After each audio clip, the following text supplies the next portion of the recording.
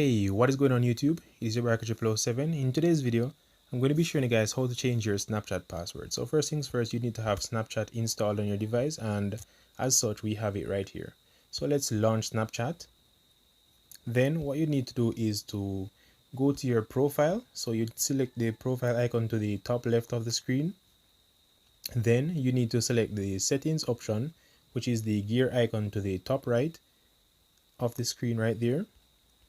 So you need to select settings. Now, as you can see, we have the option password here. We would need to select password. We will be required to enter our correct password first. Once you've entered your password and click on continue, we'll ask you to set a new password. So feel free to give it a try if you want to change your Snapchat password. This is how you go about doing it, guys. Hope this was helpful. Thank you guys for watching. Hacker007 out.